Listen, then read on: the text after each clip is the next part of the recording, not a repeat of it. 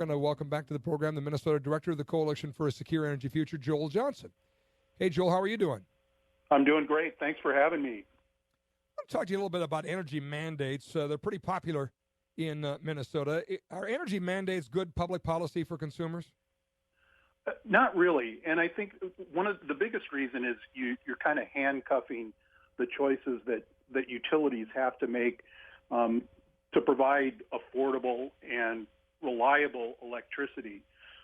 We haven't had any real serious mandates in Minnesota since 2007 when they passed what was then the leading renewable energy mandate in the country. But depending on what happens with this election this fall, we could see another push for increasing the mandates on renewable to 50% of the utilities portfolio. And that, I think, would, we're already seeing energy increase in the region, and I think that would really see the price of electricity explode at that point. What would you characterize as the worst of the worst energy mandates? Well, I think there is going to be a move that mandates that 50% of the electricity that a utility produces has to come from renewable energy. And that really handcuffs them, particularly when it comes to how they're going to deal with the intermittency of renewables like wind and solar in particular.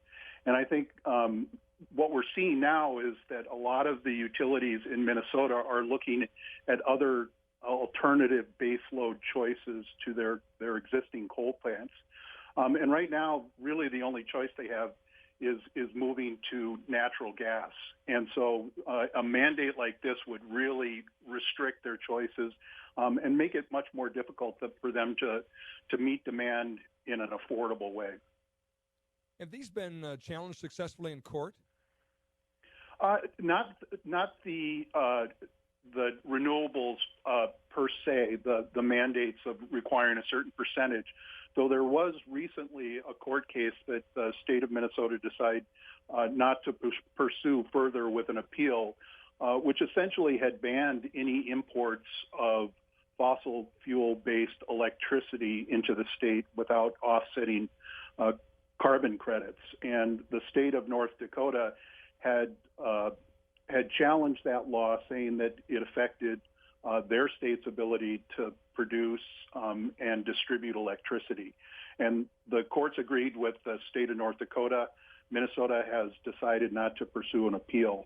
So that was a victory for having an all-of-the-above energy approach and providing utilities with flexibility in how they decide to generate electricity. Yeah, victory for neighborliness, too. Although it yes, took the court to wake up Minnesota on it, but I guess a victory in that they decided not to pursue it any further after being rebuked by a court, right? Yeah, that'll save taxpayers in Minnesota anywhere close to $1 million. So we were happy to see that. I understand you were inviting all 400 and some odd members of the legislative candidates out there to attend Energy 101 sessions. I'd love to be a participant in one of those to find out what you have in store for educating lawmakers. What's an Energy 101 meeting? Well, essentially what we're trying to do is, I think most people who follow politics closely and know legislators, when they first get elected, suddenly they're just the amount of information that they have from complex industry like energy production, agriculture, almost all of the industries are really, really complicated. And what we're trying to do is kind of get ahead of the curve, give them the basics of how electricity is generated and delivered to homes and businesses, what the key things are that drive costs up or help keep costs affordable, and just kind of provide them with a background on the industry so that when they come in at the beginning of next session, that they have kind of a basic foundation and understanding of how the industry works now, the challenges it's facing, and just going a little bit deeper into that so they have more of a background when they're confronted with all of these different proposals when the session starts.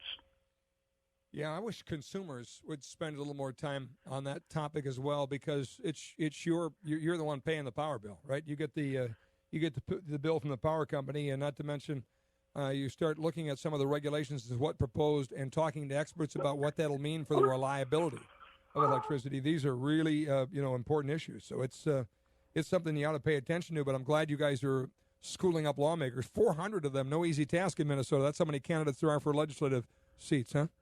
Yeah, it is a challenge, and so far we've gotten some pretty good response from people who are interested to attending the events. We're going to have over 10 around the state, so it provides them with a place close by where they can go and learn about the industry.